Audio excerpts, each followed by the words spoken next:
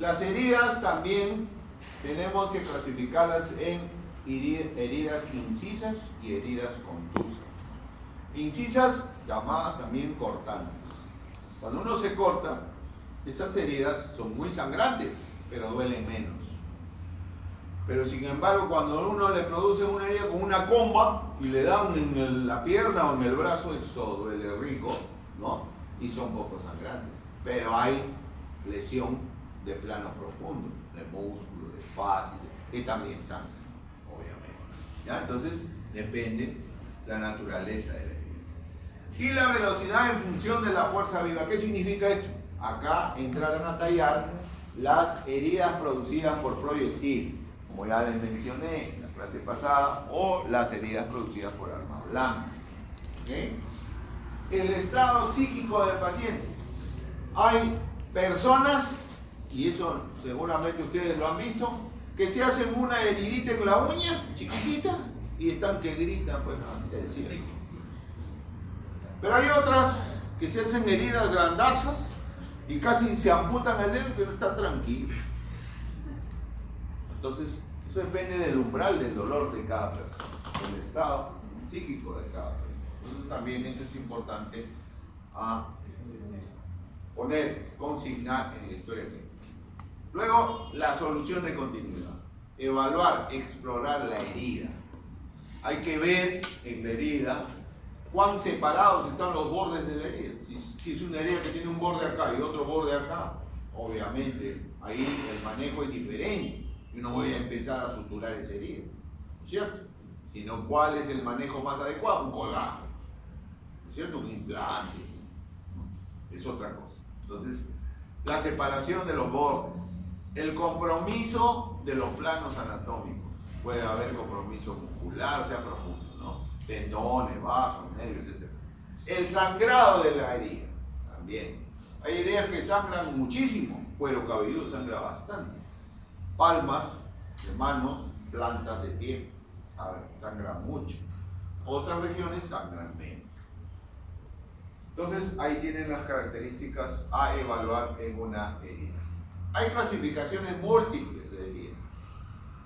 Una grande es la traumática y la quirúrgica, la producida por el cirujano. Quirúrgicas y no quirúrgicas. Ambas pueden ser agudas o crónicas dependiendo de la evolución, del tiempo de evolución. ¿Okay? Entonces, generalmente las heridas quirúrgicas crónicas son heridas infectadas, son heridas producidas por el cirujano pero que se han infectado, se han hecho ISOs, infección del sitio operatorio. Y las no quirúrgicas crónicas están supeditadas a la posición del paciente. Hay pacientes que no se mueven, están en coma, un mes en su cama. Entonces, ¿qué pasa con la región dorsal? Así es, se hace las úlceras por presión, UPP o escaras, comúnmente llamadas. Son heridas crónicas. ¿Okay? Y luego también hay una clasificación de acuerdo a la profundidad. Heridas superficiales, herida de grosor parcial cuando ya hay compromiso de planos y herida de grosor total cuando llega prácticamente a la fase. Acá tienen las de grosor parcial, solamente compromete epidermis y dermis nada más. Las de grosor total ya compromete tejido celular subcutáneo, ¿ven? O capa muscular o fascia. Esas son heridas de grosor total. Hay una clasificación exclusivamente quirúrgica. Esto es solamente para heridas quirúrgicas, las ISOs. ISO superficial cuando la herida compromete piel y celular subcutáneo. ISO profunda cuando la profundidad de la herida llega hasta la fascia. E ISO órgano espacio o ISO más profunda cuando compromete cavidades.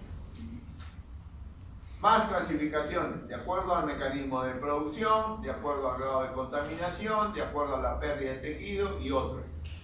De acuerdo al mecanismo de producción, heridas cortantes, como ya les dije, las incisas, que sangran mucho y duelen poco. Las contusas, que duelen mucho y sangran menos. Y las combinadas, heridas contuso cortantes, ¿cierto? Heridas perforantes, aquellas que perforan cavidades, por ejemplo, cavidad oral. Hace poco tuvimos en el tópico de la emergencia del Casimiro un paciente que había sufrido una agresión en la cavidad, por la mejilla, con cuchillo. Le había cortado la mejilla y había perforado, se veía el hueco por dentro también, igualito. Entonces esas son ya heridas perforantes, transfixiantes también le llaman, por si acaso. ¿Ya? Ahí están las heridas incisas, que sangran, las heridas contusas, ¿no? Las heridas producidas por arma blanca, perforantes, esas son las perforantes, entran a cavidades. De acuerdo al grado de contaminación, podemos clasificar a las heridas en limpias, limpia contaminada, contaminada y sucia. Esto ya lo han visto en técnico operatorio.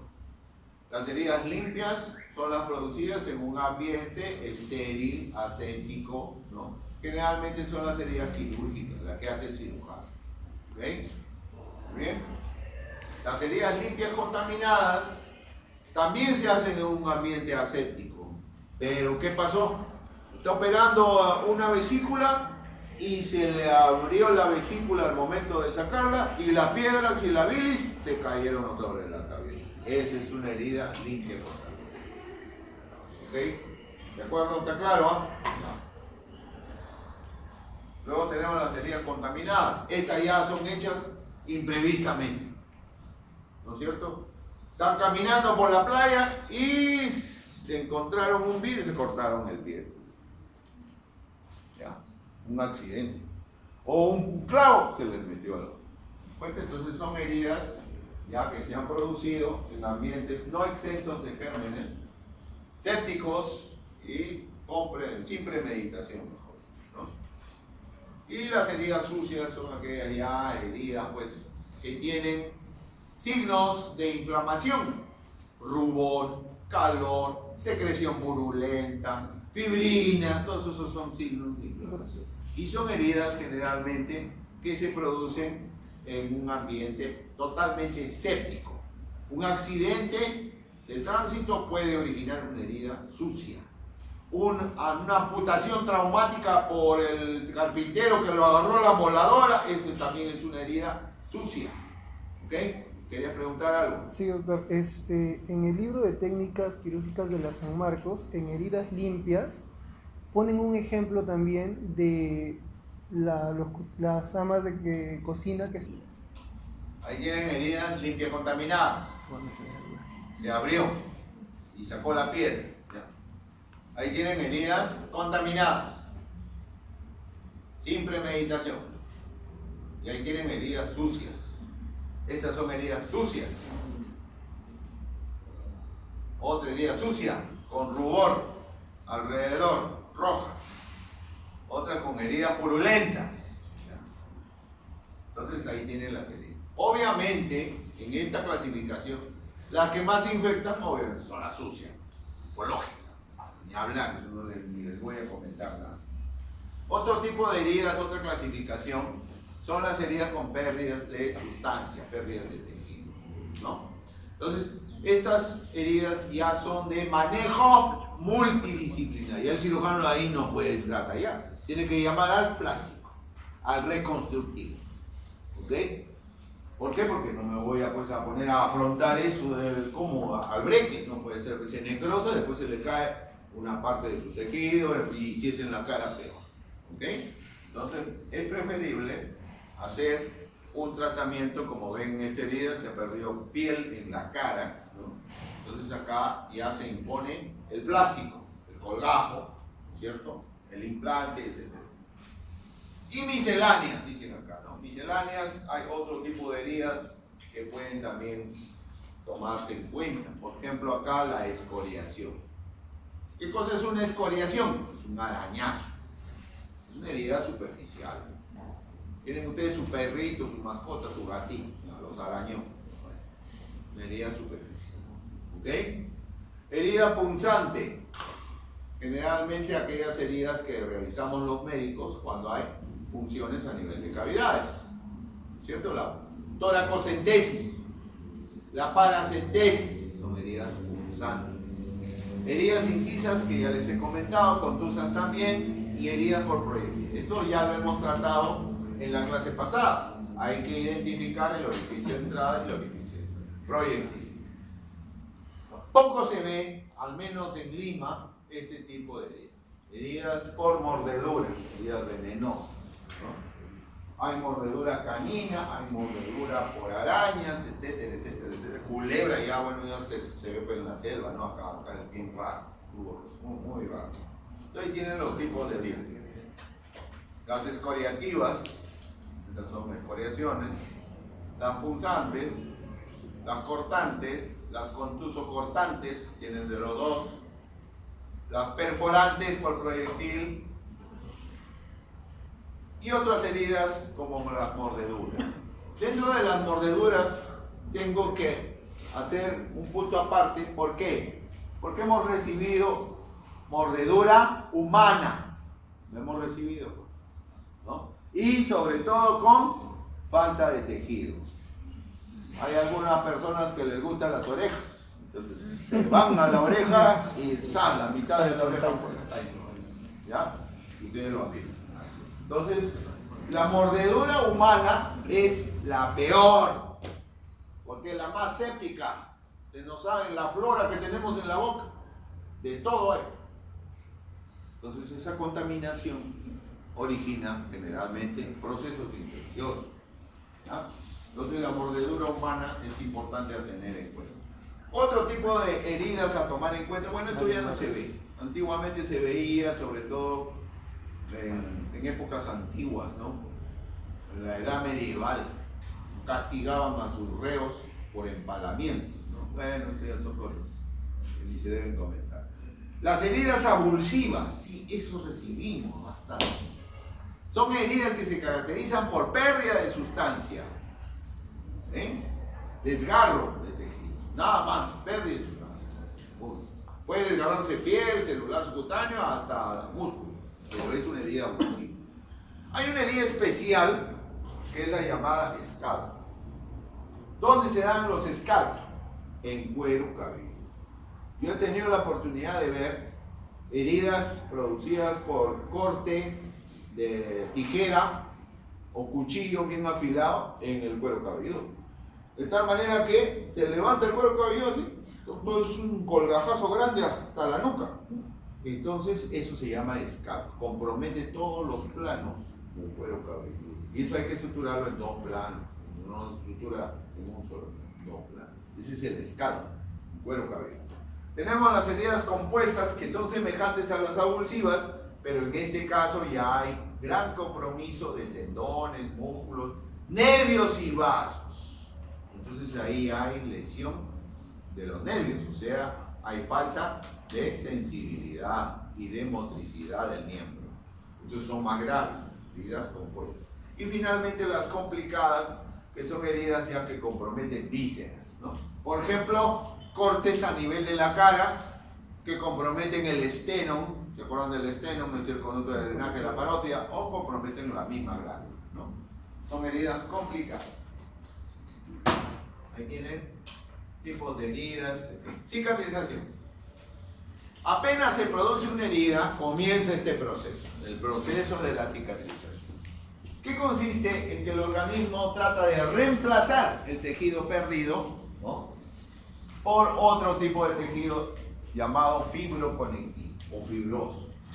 Entonces, el organismo es tan sabio que inmediatamente se activa, pues, los mecanismos de cicatrización. Pero una cosa es cicatrización y otra cosa es regeneración.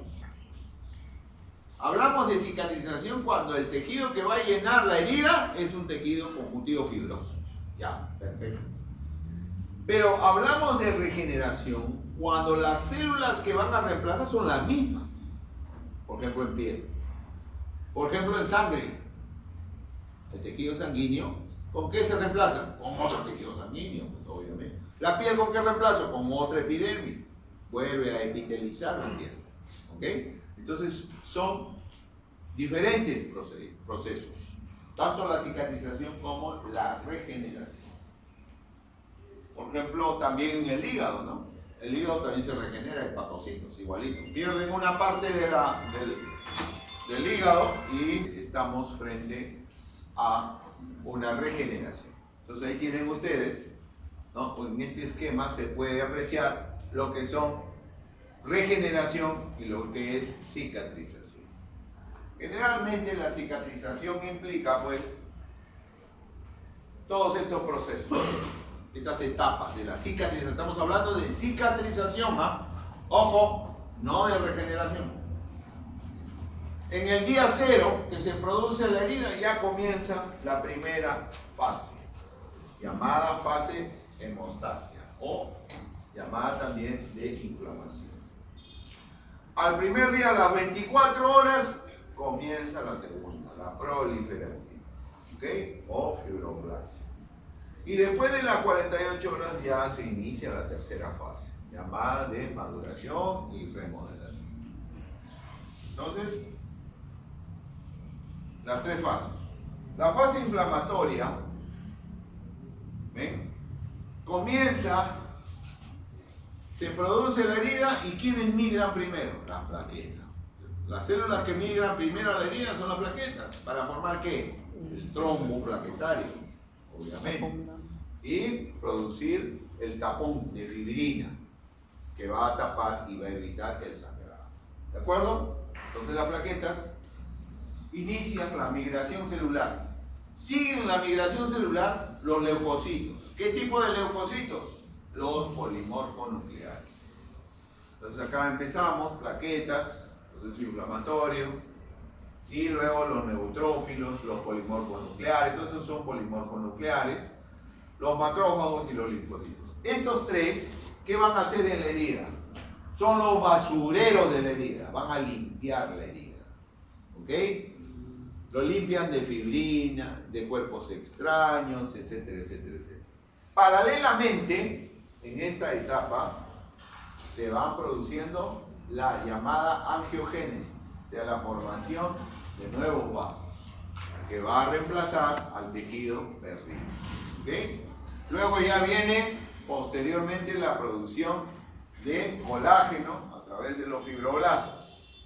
Entonces esta es la primera etapa que dura 24 horas hasta 5 días.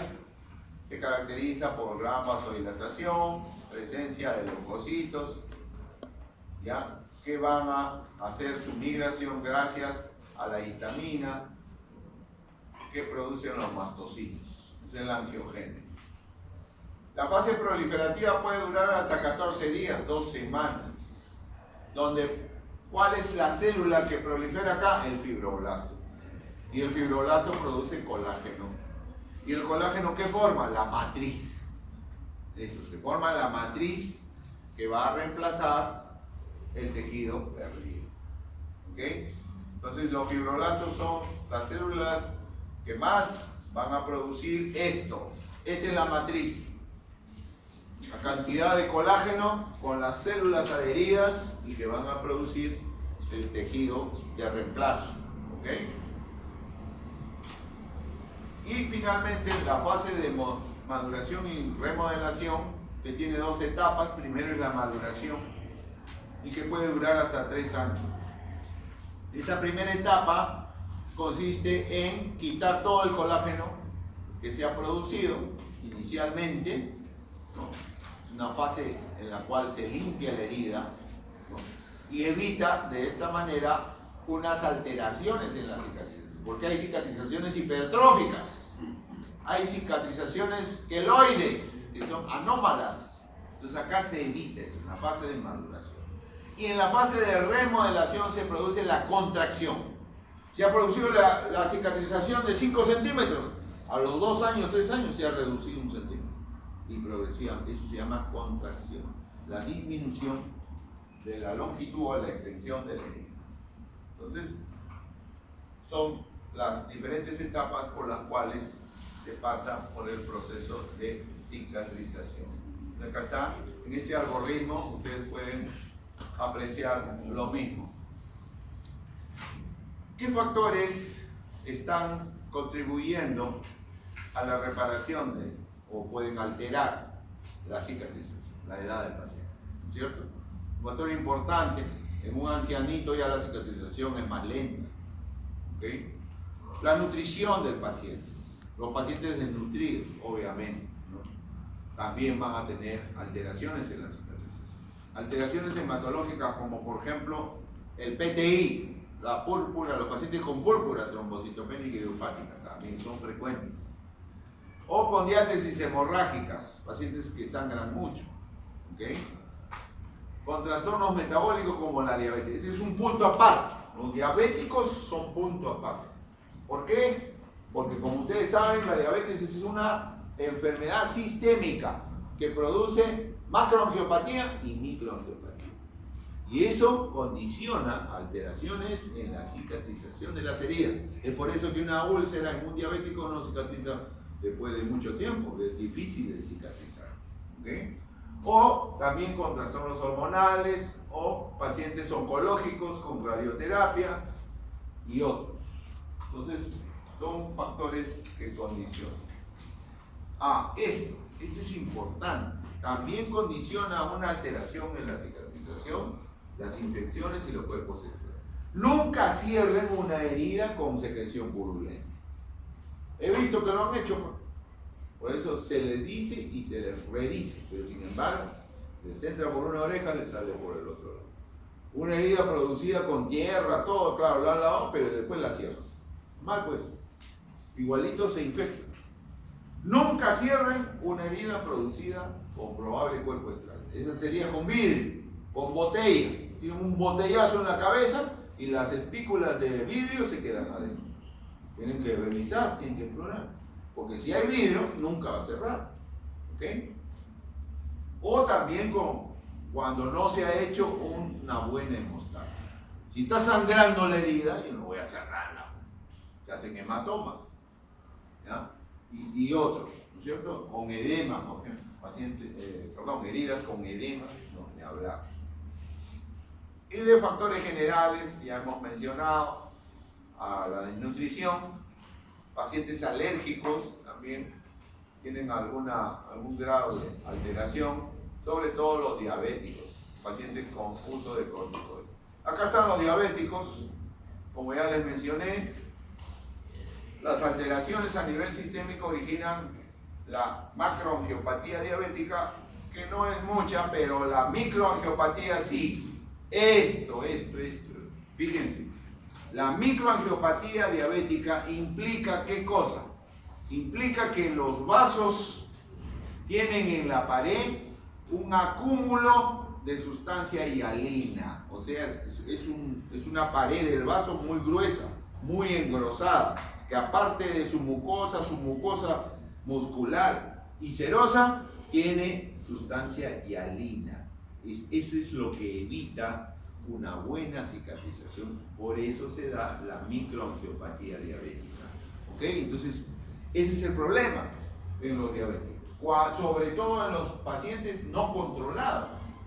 Hay algunos pacientes que los he visto, sí doctor, sí cumplo mi dieta, tomo mis pastillas, pero es falso, pues mentira, es bien mentiroso el diabético, igualito que el tuberculoso.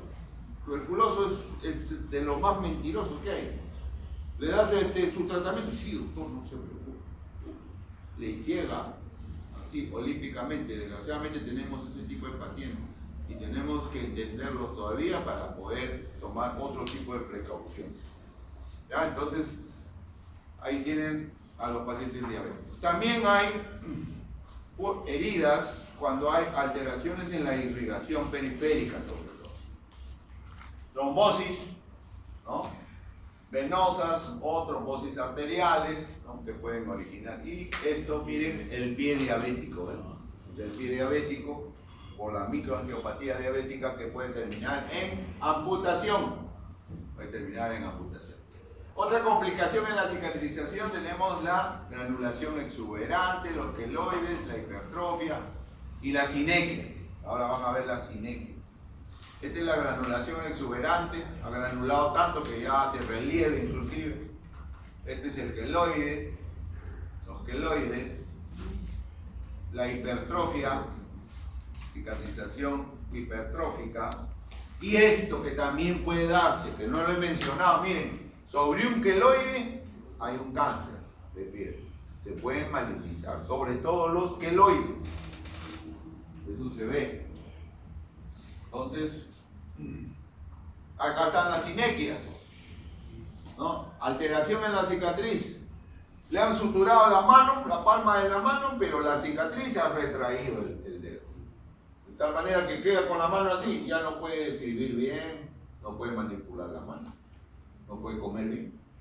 ¿De acuerdo? O en este caso, miren, cómo lleva el labio hacia arriba por la cicatrización. ¿De acuerdo? Entonces tienen dificultad, alteraciones en la función. Acá tienen las úlceras por decúbito, que es producida también por las varices. ¿Ya? Son úlceras varicosas. También contribuyen a dificultad en la cicatrización. Las estasignosis. Y estas son las escaras. Las famosas UPP, úlceras por presión, ¿no? Que generalmente se dan en regiones en las cuales hay poca irrigación. Y con el decúbito sobre todo son menos irrigadas. La región sacra, los talones, los codos también, ¿no? Son zonas que están afectas a las úlceras por presión. Las úlceras por presión tienen una graduación, ¿ven? Tienen un estadio, el estadio 1 al estadio 4. Y el estadio 1 solamente es rugosidad, enrojecimiento, dolor, pero nada más, ¿no? Todavía no se ve una úlcera acá. Pero a partir del estadio 2 en adelante ya se forma una lesión, una herida, que inicialmente es poco profunda porque puede comprometer hasta el celular subcutáneo, pero ya en el estadio 3 ya es profunda, va incluso hasta el hueso. Y en el estadio 4 hay necrosis, el tejido se necrosa, ¿okay? Por falta de irrigación. Entonces ahí tienen todos los estadios y las imágenes con las cuales pueden ver a este tipo de lesiones llamadas también escaras. Tipos de cierre en una herida. Las heridas pueden cerrar de tres tipos. El cierre primario, que las vemos continuamente en los tópicos, una herida y se cierra con puntos, ¿no? O se cierra con afrontamiento simplemente, es un cierre primario. Realmente es una herida limpia, ¿ven? Tiene los puntos que ustedes ya conocen. O también, si quieren ser más plásticos, estéticos, con la subdérmica, la sutura subdérmica. Luego tenemos las heridas por cierre secundario o segunda intención, llamadas así. Estas heridas no se suturan, se deja que granulen solitas. Demoran obviamente, pero llegan a cerrar, ¿ya? Son heridas que inicialmente han estado infectadas, contaminadas por secreción, pero se han limpiado, se han curado a diario y van granulando progresivamente. Ahí están las heridas por cierre de segunda intención o cierre secundario. Y las heridas terciarias o llamadas cierre diferido son aquellas heridas que se han dejado por cierre secundario, o sea, por segunda intención, y cuando ya están limpias se le ponen puntos, como una herida primaria. Es un cierre diferido, ¿ok? Pero acá hay que hacer una salvedad, y esto es importante. Si tenemos una herida sucia, contaminada, con más de 6 horas de evolución, ¿cuándo se produjo la herida, señor? Ayer. ¿Y por qué no vino? No tenía tiempo, me llevaron a la comisaría y estaba ahí preso. Entonces, más de 6 horas. Si ustedes ven que hay rubor, calor, secreción, nunca cierren. Cierren por segundo. O sea, déjenlo granular. Lo limpian obviamente, lo curan, todo lo que quieran, pero no se cierran. Pero si no hay signos de infección, puede haber cierre primario. Previa debridación. ¿Qué significa debridación? Explorar la herida, sacar todo el tejido que no sirve, limpiar bien y lo cierro con puntos, más sus antibióticos. Entonces creo que está claro.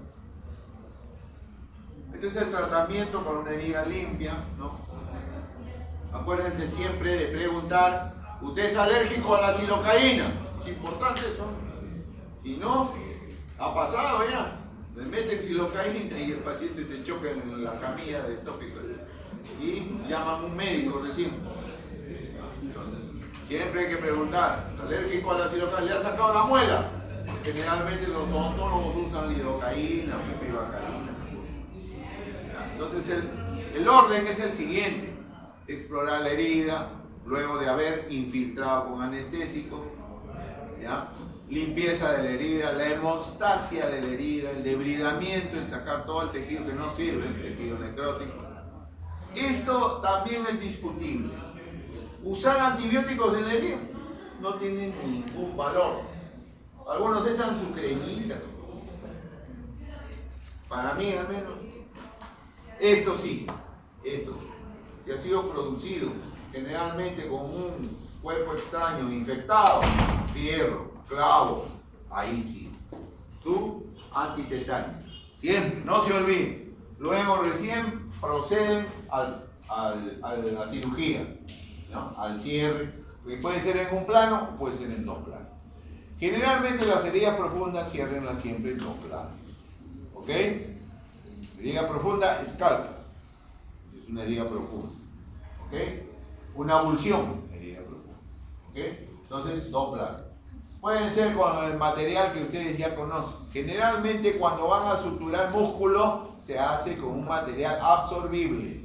Catgut, Vicryl, absorbible. Cuando es piel, ahí no, pues, ahí tienen que ser no absorbibles. Nylon, seda, etcétera, ¿ya? Y en los mejores establecimientos, en clínica, ya usa grapa, ¿ya? Pero cuesta, pues, eso sí cuesta duro, ¿ok? El seguimiento es importante, hay que seguir ese paciente, lo citan para ver cómo va la herida, ¿no? Para finalmente el retiro de los puntos, que generalmente es a la semana. Pero nunca retiren puntos en zonas de movimiento, manos, pies, rodillas, codos, jamás, porque se vuelve a abrir. Entonces, doctor, ¿cuánto tiempo? 10 días, mínimo. Mínimo 10 días. Para hacer la hemostasia de la herida tienen diferentes formas: digital, instrumentada, ponen su ligadura si quieren. Bueno, son procedimientos que se hacen, ¿no? Acá tienen una herida muy sangrante, que es la amputación, ¿no? La amputación traumática. En el mercado tenemos estos apósitos, ¿no? Que tienen fibrina, tienen colágeno, que pueden cohibir en parte el sangrado de una herida, ¿ok? Pueden hacer uso también de estas cosas. Obviamente cuestan, ¿no? Esto no lo cubre el CIS por si acaso, ¿ya? Entonces, cuidados básicos cuando son heridas crónicas, y la curación a diario es importante, con apósitos que generalmente son apósitos húmedos. La humedad del apósito favorece la cicatrización. O sea, nunca digan, no, gasa, de frente, gasa, no, falso. Cuando una herida está seca, demora en cicatrizar. Cuando una herida está húmeda, medio húmeda, favorece la cicatrización. Los antibióticos solo sistémicos, no locales.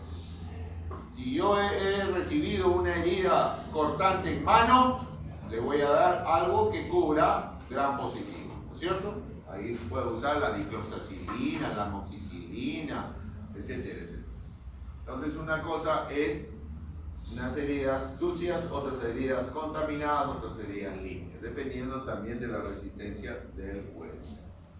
Para las curaciones, como ya les he mencionado, hay diferentes tipos de apósitos: los primarios y los secundarios, los pasivos y los activos, ¿no? Generalmente un apósito biológico, ¿no? Incluso tiene, aparte de antibióticos, tiene analgésicos locales que pueden ser mejor para el paciente, sobre todo por la comodidad, ¿no? Por la comodidad, pero son costosos. Ahí tienen los dos apósitos. Hay un apósito primario, que es generalmente la gasa que se pone encima de la herida, y un apósito secundario que es encima, ¿no? El apósito primario debe ser biológico, o sea, húmedo, mantener húmeda la herida. Ahí tienen, esta es la bibliografía. El medio húmedo está documentado que favorece la epitelización, ¿ok? Y ahí se usan mucho los hidrocoloides. Hay bastante en el mercado de hidrocoloides, ¿ya? El Duoderm, el Sapgel, etcétera, etcétera, etcétera. Se usan bastante. Acá tienen, miren, ahí está el apósito primario. Ese es el primario. Ese es el que mantiene húmeda la herida. Y si la herida es grande y no me va a cerrar con curaciones, entonces recurro a este sistema. El famoso sistema BAC, que actúa con presión negativa. Esto es para heridas grandes, nomás escaras, sobre todo sáqueras, ¿ok? Me limpia la herida de gérmenes y favorece la granulación. Entonces este esquema, miren, ahí está la herida, grandaza, ¿no? Todo esto es herida, y encima se le coloca un apósito que cubre totalmente y herméticamente la herida, es una esponja, y la esponja tiene un orificio acá al cual se le instala un dren tubular. Ese dren tubular va a un aparato que succiona permanentemente. Entonces saca el aire, por lo tanto, acá elabora, desarrolla un ambiente sin oxígeno, anaerobio. Entonces sin oxígeno las bacterias aeróbicas se van, ¿ok? Mueren y empieza la granulación. Si a eso tú le complementas con antibióticos para anaerobios, entonces inmediatamente va. Como ven ustedes en la parte inferior, esta es la esponja de poliuretano, se instala en la herida y encima el apósito biológico y encima el dren. Entonces, la presión continua favorece un ambiente de presión negativa. Se usa bastante y está dando excelentes resultados. Pero si aún así con BAC tampoco cierra la herida, entonces tenemos que recurrir ya al plástico.